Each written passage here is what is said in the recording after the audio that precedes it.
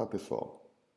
Bom, agora que nós já estudamos quais são as técnicas, né, para fazer levantamento de requisitos, a aplicação dessas técnicas, como funciona, né, e já estamos produzindo o nosso documento de definição de requisitos, né, que são aqueles requisitos a nível de usuário, né, são aqueles requisitos mais básicos, não detalhados, só para a gente ter uma visão geral do escopo do sistema. Nós vamos começar a falar nessa semana da análise de requisitos. Né? O objetivo da semana é dar uma visão geral, né? O que é feito nessa etapa de análise desses requisitos que nós começamos a levantar e que já estão colocados num documento de definição de requisitos. Né? Então, essa imagem aqui reflete muito bem um resumo, né, qual é o objetivo dessa nossa análise de sistemas de uma forma geral, né, dessa nossa análise de requisitos de uma forma geral. Nós temos hoje, né, a situação atual da empresa ou do ambiente no qual você quer construir o sistema é o seguinte: você tem o que a gente chama de sistema as is, ou seja, como as coisas estão atualmente, né? Que lá você tem um conjunto de problemas, de oportunidade, um conjunto de conhecimento que já existe sobre aquele domínio, né? E quando a gente fala aqui em sistema as is, não necessariamente nós estamos falando que já existe um sistema de informação. Nós estamos falando do sistema enquanto conjunto de itens, conjunto de coisas que existem naquele ambiente para exercer determinada atividade. Então, mesmo que não haja um sistema de informação, ali há um sistema produtivo, né? Um sistema de produção que tem seus problemas, tem suas oportunidades de melhoria, tem um conjunto de conhecimentos que são essenciais para a gente planejar o que a gente chama de sistema to be, ou seja, o resultado que nós queremos. Então a gente quer sair desse ponto aqui para esse ponto aqui. Mas para a gente saber que ponto é esse, a gente tem que observar algumas dimensões, alguns aspectos que a gente tem que observar. Quais seriam esses aspectos? Primeiro, primeiro não nessa ordem, né? A ordem que eu acho mais fácil de falar, mas todas essas dimensões têm igual importância, ok? Mas então, uma dimensão que a gente tem que observar é o que. O que a gente quer desse sistema, né? Quais são as restrições, quais são as regras de negócio, quais são as suposições que nós estamos fazendo, os pré-requisitos para aquilo ali funcionar, quais serviços que aquilo ali tem que prestar. E aí, para chegar nessa resposta aqui, nós temos que observar as outras duas dimensões, que são quem está envolvido nisso aqui. E quando a gente fala quem, não estou falando só de pessoas, não. Lógico que as pessoas são peças-chave em qualquer sistema de informação. Mas nós também estamos falando de dispositivos que que de alguma forma interagem com esse sistema, sejam eles sensores, leitores, outros sistemas de software, né? E quais são os softwares que já existem? Então, a observação disso aqui, ó, quais são as pessoas envolvidas, quais softwares existentes e quais dispositivos lidam com aquele sistema, nos dão uma visão muito grande de quem está envolvido, né? Qual é o ambiente desse sistema atual, desse sistema as is. E aí, onde o nosso sistema, o nosso software que nós vamos construir, vai se encaixar nesse ambiente para formar o nosso sistema to be, ou seja, onde nós queremos chegar, ok? Então, é muito importante a gente observar essa dimensão, observando o que já existe e onde o software que nós vamos fazer se encaixa nessa questão, né, nesse ambiente, para desenvolver o que é necessário nesse ambiente. E uma coisa muito importante da gente observar é, tudo bem, a gente quer desenvolver isso aqui, né? A gente quer chegar numa situação que o que seja atendido sejam essas restrições, essas regras de negócio, prover esses serviços, né? Só que, para quê? Por que a gente quer isso? Quais são os objetivos? É muito importante a gente fazer essa abstração de quais são os objetivos, do porquê a gente quer isso, porque quando você tem em mente o porquê você quer e não o que você está pensando em fazer, você tem uma chance maior de chegar a soluções que realmente satisfaçam o objetivo do cliente, né? Então, tentar saber sempre o porquê você está querendo fazer aquilo é um exercício muito importante no contexto da análise. Por isso, inclusive, que quando a gente está desenvolvendo lá o nosso documento de definição de requisitos, eu solicitei que vocês utilizassem aquele formato de descrição de requisitos que fala sempre quem é o ator, né? Como professor, por exemplo, como estudante, como, ou seja, quem é o interessado naquele requisito. Eu gostaria de tal coisa, ou seja, o que é que ele gostaria de fazer, né, para atingir tal objetivo. Então, na hora que a gente faz aquela descrição naquele formato, a gente está identificando essas três dimensões. Como professor, ou seja, o quem, eu gostaria de fazer tal coisa, ou seja, o que, para realizar tal coisa, por que tenho tal objetivo, ou seja, a dimensão por quê, né? Essas três dimensões, elas permeiam toda a análise de requisitos. Então, é muito importante, já desde a especificação, a gente estar atento a elas, e é por isso que eu pedi para vocês fazerem a descrição naquele formato, ok? Então, a gente vai sair de um sistema como está atualmente, que não necessariamente tem um sistema de informação, para chegar nesse sistema 2B aqui que nós queremos. E nesse sistema 2B nós temos que observar o ambiente que já existe e onde o nosso sistema de software vai se encaixar nesse ambiente para fazer essas coisas aqui a fim de atingir tal objetivo. Então, no final, o que interessa é esse objetivo aqui, né? Apesar da gente costumar se guiar de o que para então ir para o objetivo, o natural seria o contrário. Eu tenho esse objetivo. Quando eu tenho esse objetivo, o que eu tenho que fazer para satisfazer esse objetivo? Quem é que está envolvido nesse o que para satisfazer esse objetivo? Ok? Então vamos lá. Então o nosso objetivo agora ao fazer essa análise de requisitos é responder a essas perguntas, né? Responder mais claramente, mais profundamente a essas perguntas sobre quem está envolvido, o que o sistema vai fazer e por que ele vai fazer cada coisa que ela ali. Para responder essas perguntas, os requisitos do cliente, do jeito que nós já colocamos lá, não são suficientes. Por quê? Primeiro que a gente fez um levantamento primário, né, com baixo nível de detalhes. Então a gente tem que aprofundar nesse nível de detalhes. E segundo, que aqueles requisitos lá estão descritos apenas em linguagem natural, né? A linguagem natural ela é muito, muito, muito boa. Ela é essencial para a nossa comunicação. Aliás, é a que nós usamos no dia a dia, né, a nossa comunicação. Por isso o nome dela é de linguagem natural, né? Por definição, é a linguagem que a gente usa na nossa comunicação diária. Mas por que a gente usa essa linguagem? Porque ela tem um alto nível de expressividade, né? Tudo que nós nos comunicamos é através dessa linguagem. Então, ela expressa, ela é a linguagem que tem o maior nível de expressividade, a maior capacidade de expressão de informações, né, que a gente tem. Mas, por um outro lado, ela é uma linguagem ambígua, né? Muitas vezes a gente se pega com frases em linguagem natural que tem dois, três significados, né? Ela é uma linguagem que traz margem à ambiguidade. Isso é uma característica dela, não é um problema dela, né?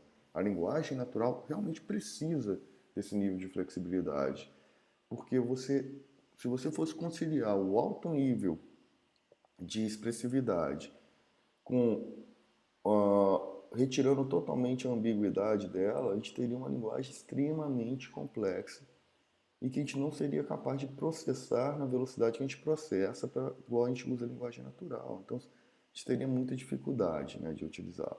Então, nessa etapa agora, nós vamos usar linguagens mais formais, né, linguagens que fazem a adoção de, de gráficos, né, linguagens não só textuais, mas também gráficas, para ajudar nesse processo de aprofundamento do nível de detalhes desses requisitos, né? Então, no final das contas, o objetivo da nossa análise de requisitos é detalhar esses requisitos do cliente, gerando o que a gente chama de requisitos do sistema, né? Então, nessa etapa, a gente vai expressar esses requisitos num nível de detalhe maior, com o objetivo de guiar as próximas etapas do desenvolvimento. Então, apesar de agora a gente continuar focado no problema, a gente não vai falar ainda de solução, mas a gente já vai fazer um documento cujo objetivo é guiar as próximas etapas do sistema, do desenvolvimento do sistema, né? Com isso, as regras de negócio vão ser incorporadas aos requisitos funcionais, né? Às funcionalidades. Então, aquelas regras que lá no documento a gente já colocou uma coluninha para falar, ó, essa regra de negócio aqui é implementada por tal requisito funcional. Aqui, neste momento, a gente já vai descrever o requisito funcional, já inserindo essas regras no meio da descrição desses requisitos, né? E pode ser necessário, ou certamente será necessário, um levantamento mais detalhado dos requisitos para a gente conseguir desenvolver este documento de especificação de requisitos de sistema.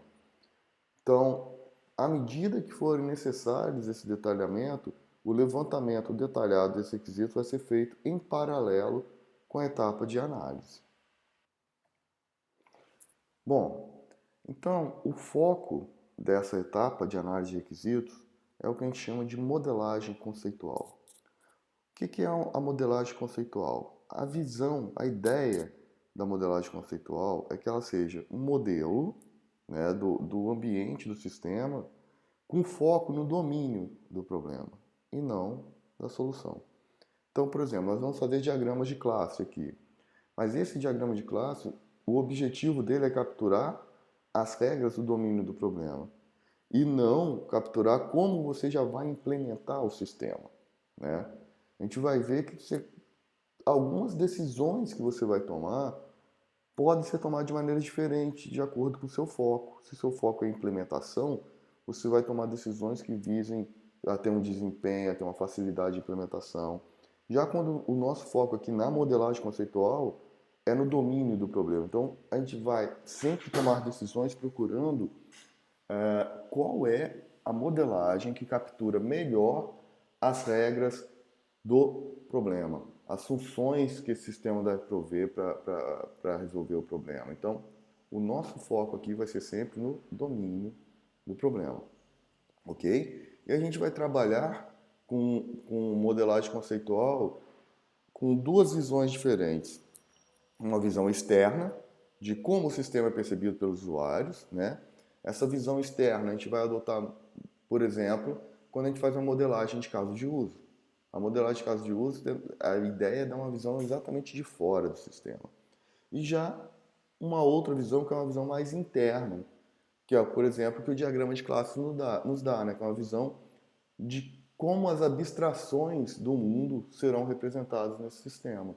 Como que a gente vai representar, porque no fim das contas, um sistema de informação é uma representação de um mundo externo, né? Então, como que a gente vai representar este mundo? Essa é a ideia dessa visão interna que o diagrama de classe nos vai dar, ok? Nessa modelagem conceitual que nós vamos fazer, a linguagem natural ainda é utilizada, né? Mas ela é menos utilizada e ela é complementada por modelos gráficos, normalmente, que capturam essas perspectivas, essas visões diferentes, né? E apesar de nós termos visões diferentes, trabalharmos com modelos diferentes nesse contexto, é muito importante a gente guardar a relação que há entre esses modelos, né?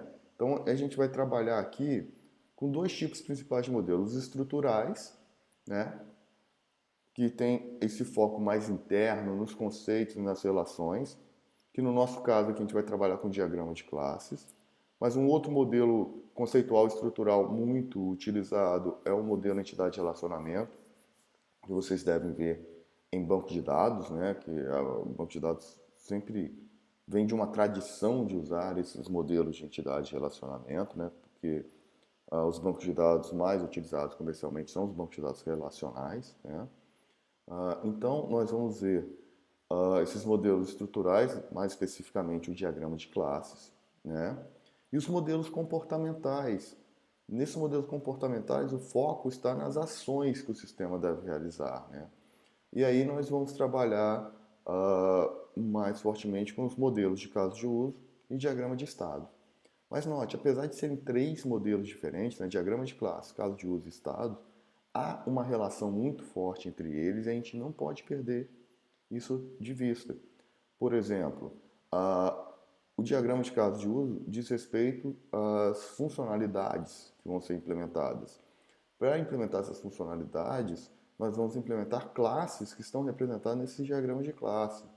Mas o diagrama de classe ele nos dá uma visão estrutural estática do sistema. Ou seja, quais são os conceitos que estão envolvidos nesse sistema, como esses conceitos se relacionam, quais são as propriedades que nos interessam de cada um desses conceitos. Mas ele não nos dá uma visão de como este indivíduo, um indivíduo desta classe se comporta durante a sua vida em termos de por quais estados ele pode passar, qual é o ciclo de vida dele. Para isso a gente usa diagramas de estado. Então o diagrama de estado está muito relacionado ao diagrama de classe na medida que ele traz os possíveis estados e as possíveis transições de estados de uma determinada classe que está nesse diagrama, que por sua vez são classes utilizadas para implementar o caso de uso que está descrito em outro diagrama. Então, essa relação entre esses conceitos, entre esses diagramas, é muito importante no contexto da modelagem conceitual. Ok? Então, vamos lá. Um outro conceito importante que a gente deve ter em mente é o conceito de paradigma de desenvolvimento. Então, a gente está falando aqui em analisar o determinado ambiente, né? Analisar um domínio de um problema, né? Para chegar nesse conjunto de diagramas, de requisitos que vão nos falar como apoiar a resolução desse problema utilizando um sistema de informação. Né? Mas para a gente olhar para esse mundo e capturar essas regras, a gente vai usar o que a gente chama de um paradigma. Paradigma nada mais é do que um conjunto de ideias, uma base filosófica. Né? Quando você fala de um paradigma de desenvolvimento, você tem um conjunto de métodos, de técnicas que seguem esses princípios. Né? Você tem uma dependência muito grande entre os métodos e as técnicas que você vai utilizar na análise e o paradigma de desenvolvimento que vai ser adotado. Por quê? Porque o objetivo é que o documento que a gente vai criar aqui guie todas as outras etapas do desenvolvimento. Né? Então, tem que haver um ajuste entre o paradigma que você vai usar para desenvolver e o paradigma que você vai utilizar aqui na análise. Né? A gente tem dois paradigmas mais conhecidos, né? O estruturado e o orientado a objetos. Na verdade, o estruturado, enquanto paradigma para análise, já caiu em desuso, mas ainda é muito utilizado no desenvolvimento, principalmente quando a gente fala de desenvolvimento de sistemas embarcados, de softwares que são mais, digamos assim, mais baixo nível no sentido de mais interação com hardware, softwares mais científicos e tal. No mundo de sistemas de informação, né, que são esses sistemas mais alto nível para resolver problemas mais cotidianos, o paradigma que tem sido mais utilizado, mais amplamente utilizado, tanto para análise quanto para implementação, é o paradigma orientado a objetos. Mas vamos lá, qual a diferença, né? Quando você fala um paradigma estruturado, você tenta ver o mundo como um modelo em que você tem um conjunto de entradas, um conjunto de processamento, um conjunto de saídas. Então você vai tentar modelar todo o seu sistema pensando, olha, eu vou ter como entrada tais dados, vou fazer tal processamento nele para ter tal saída. Vou ter tal entrada de dados, tal processamento, tal saída.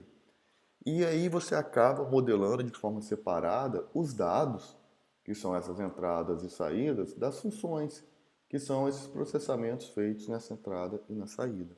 Né? Quando a gente faz programação, por exemplo, em linguagem C, a gente está usando o paradigma estruturado. Lá nós temos funções que recebem entradas e dão saídas, e essas funções elas não estão, apesar de a gente ter como fazer os tipos abstratos de dados, né? O pessoal que já fez estrutura de dados já viu lá que a gente consegue fazer bibliotecas que tentam encapsular de fato esses dados, né? Não há uma relação direta entre o, a função, não há uma amarração entre a função e o tipo de dados. Você escreve lá struct, né, onde você define os seus tipos de dados, e você escreve as funções que manipulam esses tipos de dados. Né? Então há uma separação aí. Já o paradigma orientado a objetos, ele partiu do conceito de que o ser humano ele vê o mundo composto por um conjunto de objetos. Então, é meio que natural para nós vermos o mundo como um conjunto de objetos. Então, quando a criança começa a definir, né, começa a aprender a linguagem, ela já começa a identificar esses objetos no mundo e a classificá-los em classes, né? Todo mundo aqui já deve ter notado que, por exemplo, você pega uma criança novinha que está aprendendo a linguagem ainda, passa um cachorro perto da criança e você olha para o cachorro, normalmente a gente não fala cachorro, né, porque é uma palavra mais difícil de falar, a gente normalmente olha para o cachorro, aponta e fala para a criança, ó, um au-au, um au-au, e a criança pega e captura esse conhecimento e começa a chamar aquilo de au-au também. Num segundo momento, quando passa um outro cachorro, diferente daquele primeiro, mas que guarda alguma característica que remete essa criança ao termo anterior, essa criança vai olhar e vai falar au au. O que essa criança fez? Ela, de uma forma nata, né, de uma forma automática, ela já associou o padrão de propriedades que tinha naquele primeiro indivíduo a esse segundo e o classificou na mesma classe de indivíduos que o primeiro, né? Então, a orientação ao objeto, a origem dela vem disso. Vem dessa ideia de que a gente vê o mundo como um conjunto de objetos que podem ser categorizados em diferentes classes de acordo com propriedades dele. De acordo, e que propriedades são essas? Tanto propriedades físicas, propriedades de características que ele tem, são dados que nós temos sobre eles. Por exemplo, é um animal, ele tem 4 patas, ele tem um focinho, ele tem um rabo, ele tem determinado formato, né? Como também com funções ou atitudes que ele toma. Por exemplo, ele late, ele corre de tal forma. Então, esses dados e essas funções nos ajudam a identificar de que classe são esses objetos, né? E por trás disso, né, é essa ideia que está por trás do paradigma orientado a objetos, né? Então, a gente modela esses conceitos do problema como um conjunto de objetos, na verdade nem de objetos, mas de classes de objetos que são associados e interagem entre si, e essas classes de objetos capturam dados, propriedades e funções que esses objetos têm que são importantes no contexto da resolução daquele problema. Okay? Então, o paradigma que nós vamos utilizar aqui é o paradigma orientado a objetos. E a gente já tem diversas linguagens, né? Hoje o padrão até o padrão até em nível da indústria, né? Não só de acadêmico, de linguagens é a orientação a objeto. Né? A gente tem, por exemplo, o Java, né? Como uma linguagem orientada a objeto. A gente tem o C++, e várias outras linguagens que não eram orientadas a objeto. Tem extensões orientadas a objeto, por exemplo, o PHP, que não é uma orientação a objeto pura, mas enfim, tem suporte para essa ideia de você ter classes, identificar quais são as funções e quais são os dados que estão envolvidos nessa classe. Okay? E aí, para modelar, né, esses sistemas, para fazer essa análise, nós vamos usar uma linguagem de modelagem que é UML, Unified Modeling Language. A UML ela é o padrão de mercado hoje para documentar e construir esses modelos no paradigma orientado a objeto. É interessante notar que ela foi toda feita para o paradigma orientado a objeto, mas não é exclusiva para ele, né? Um diagrama de casos de uso, por exemplo, é útil, independente se você está utilizando orientação a objeto ou não. O diagrama de classe tem também sua utilidade se você estiver fazendo o uso de um paradigma estruturado, mas aí ele já tem alguns conceitos que você não vai ter suporte na hora de implementar, então já não é tão indicado. Mas, por exemplo, o diagrama de estados, ele é útil, a informação que ele te traz de quais são os estados pelos quais passam um determinado objeto é útil, independente de você estar trabalhando com paradigma estruturado ou não. Ou seja, se você focar se o foco for o, conhecer o domínio do problema, capturar as regras de negócio, o paradigma estruturado, paradigma orientado a objeto, com esses diagramas que a UML nos fornece, é útil independente da linguagem que você vai usar para implementar. Okay? A UML teve origem em 3 métodos, né? O método OMT, o BOK e o OS, né? E então por isso que ela surgiu sob esse nome de Unified Modeling Language, que ela veio para unificar esses 3 métodos que eram os métodos mais utilizados à época, né? E aí notou-se a necessidade de haver uma unificação para que esses documentos produzidos fossem mais fácil interpretados por outras pessoas. Se você tem uma linguagem única, né, de modelagem, é muito mais fácil você trabalhar em equipe e partilhar informações através do uso dessa linguagem, né? Então, a primeira versão da OML foi homologada em 97 e desde então ela vem evoluindo, né? Uma coisa que é importante notar é que a OML é uma linguagem de modelagem. Então, ela unifica a notação a ser usada para fazer os artefatos, para fazer os diagramas, né? Mas a decisão sobre quais diagramas eu vou usar, para que eu vou, como que eu vou usar, né? Em que momento eu vou desenvolver, isso não é foco da OML decidir. Quem vai decidir isso é a equipe de análise quando ela define o processo que ela vai usar para desenvolver o projeto, né?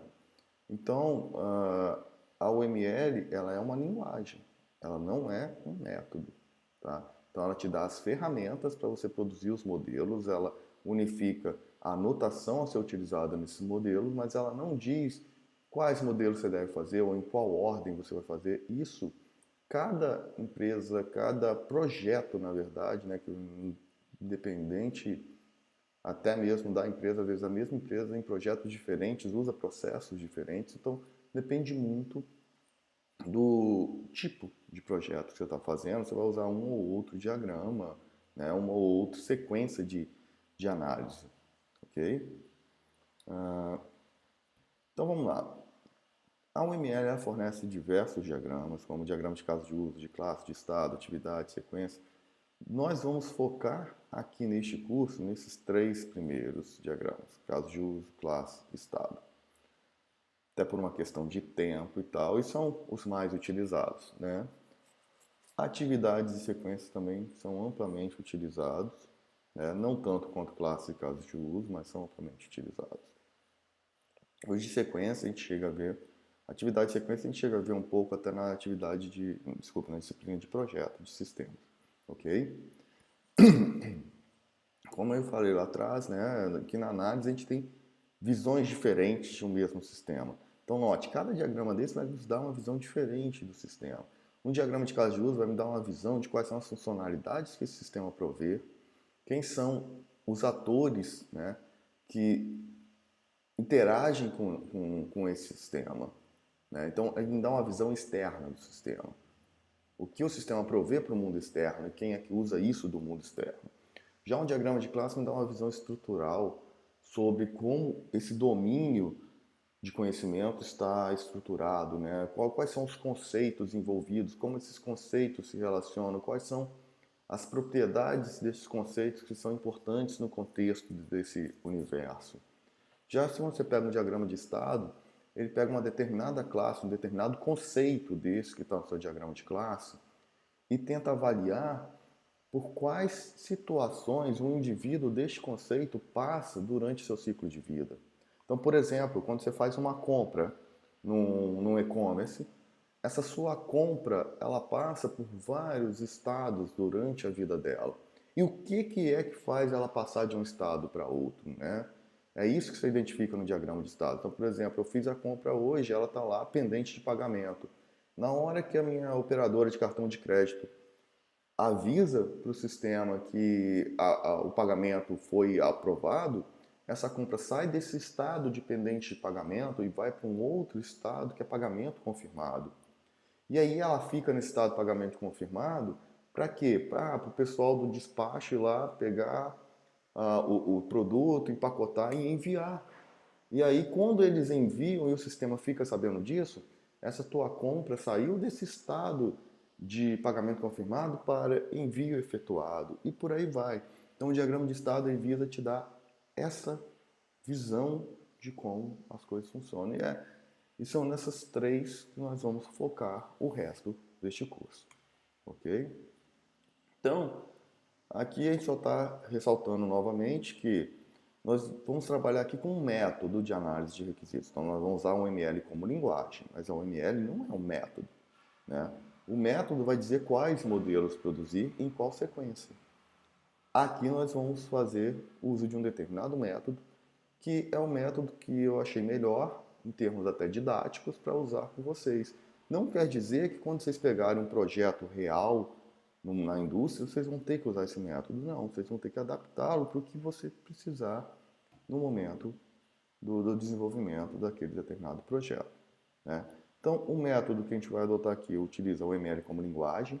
É importante lembrar, o ML é uma linguagem, mas ela é uma linguagem de modelagem. Ela não é uma linguagem de programação, tá?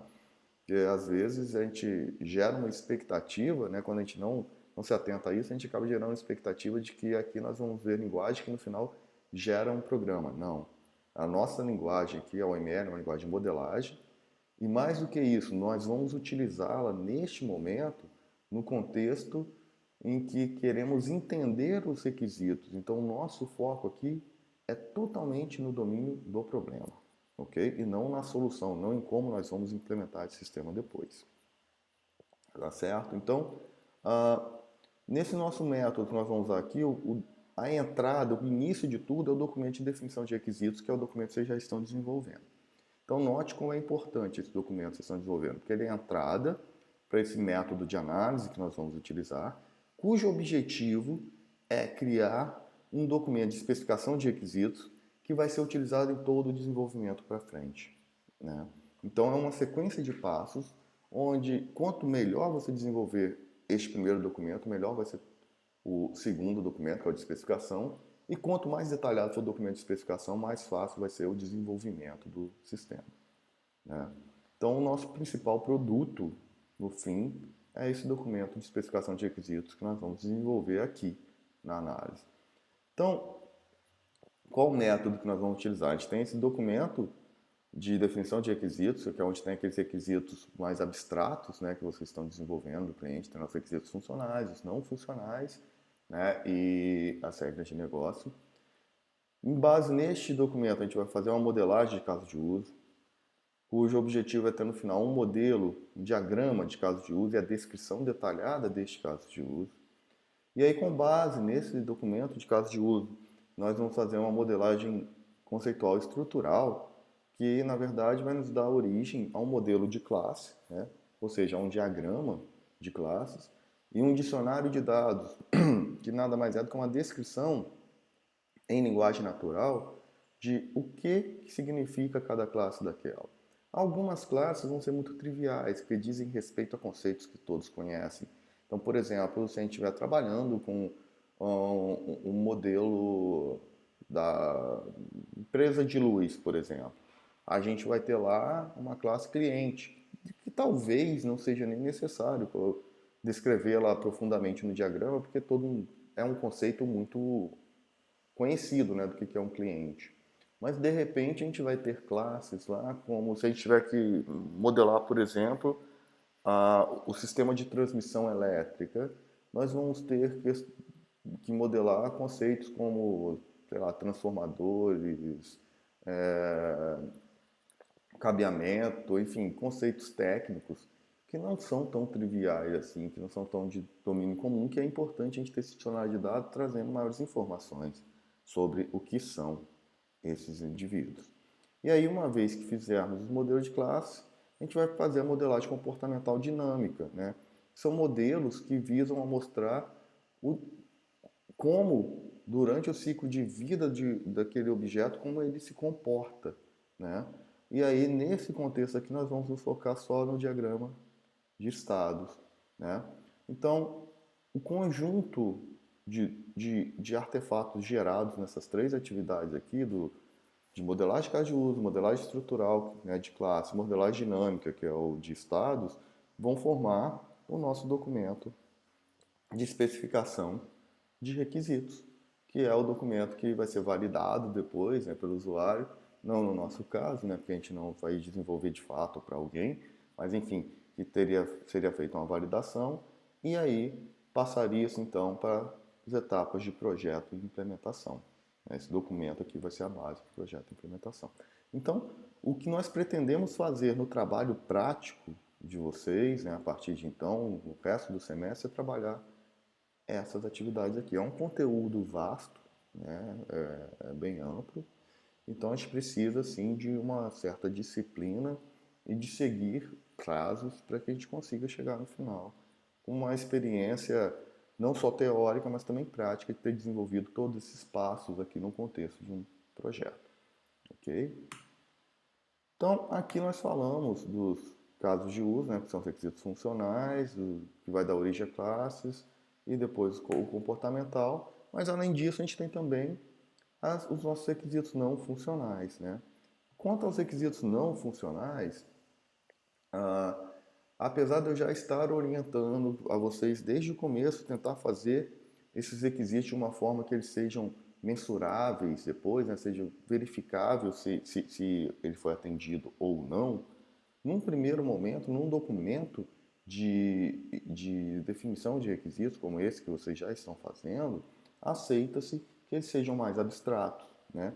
Mas num documento final de especificação, como este que a gente vai fazer, a ideia é que esses requisitos tenham uma certa formalidade na descrição, né? E aí a gente tem essa regra, essa norma, a ISO IEC 9126, que ela apresenta medidas para diversas características de qualidade.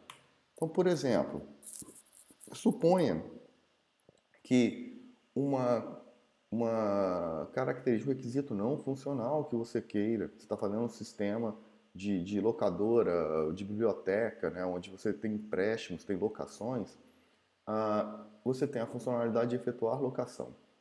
E aí, o seu requisito para ela foi, essa funcionalidade aqui tem que ser fácil de aprender. Por quê? Porque tem muita gente lidando com ela e a rotatividade de pessoal é muito grande. Então ela tem que ser fácil de aprender. Então esse era o seu requisito. Mas como medir se é fácil ou não de aprender? Se você pegar a ISO, né, essa norma ISO 9126, ela nos traz aqui um formatinho de como especificar isso, né? Então uma descrição, por exemplo, vai ser a facilidade, você quer medir a facilidade de aprender a realizar essa tarefa. Então, qual o propósito? Ou seja, o que você quer medir? Você quer medir quanto tempo o usuário leva para aprender a realizar essa tarefa eficientemente. Então, note, você pegou a funcionalidade e descreveu o que é aquela funcionalidade. É a facilidade de aprender, beleza.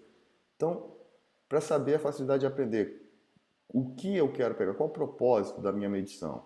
É medir quanto tempo o usuário leva para aprender. Beleza. Mas como eu vou medir isso? Qual vai ser o meu método de aplicação?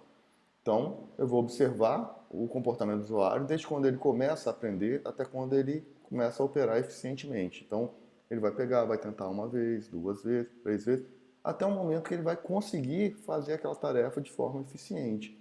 E o que seria fazer de forma eficiente, né? Qual vai ser a minha medição para saber se ele vai fazer de forma eficiente? Eu vou pegar todo o tempo de operação dele até que ele consiga realizar essa tarefa em um tempo especificado.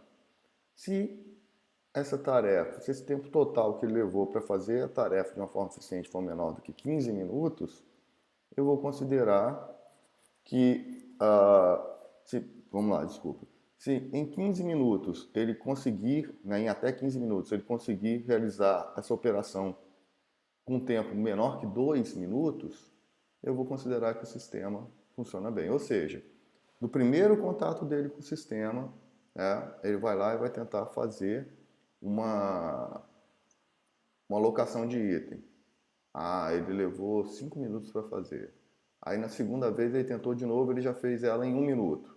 Opa, então em menos de 15 minutos ele conseguiu fazer aquela tarefa em menos de 2. Né? Então, esse requisito está aceito. Então note, isso aqui nada mais é do que um passo a passo que pode te guiar nesse objetivo de deixar os requisitos descritos, os requisitos não funcionais, descritos de uma forma mais direta, né, de uma forma menos ambígua e mensurável, né, uma forma que você consiga medir se ela foi realizada ou não. Então, você pensa no propósito, né, o que você quer medir, como que você vai medir, qual é o método de aplicação, o que você vai medir e qual é o seu critério de aceitação, ou seja, quando é que você vai falar que aquilo ali foi eficiente. Além disso, então, no fim das contas, né, o que vai ter no nosso documento de especificação de requisitos? Ela vai ter uma introdução, que é falando sobre o próprio documento, um modelo de caso de uso, que vai ser a junção aí do seu diagrama de caso de uso com a descrição desses casos de uso, um modelo conceitual estrutural, que vai ser o seu diagrama de classes acompanhado do seu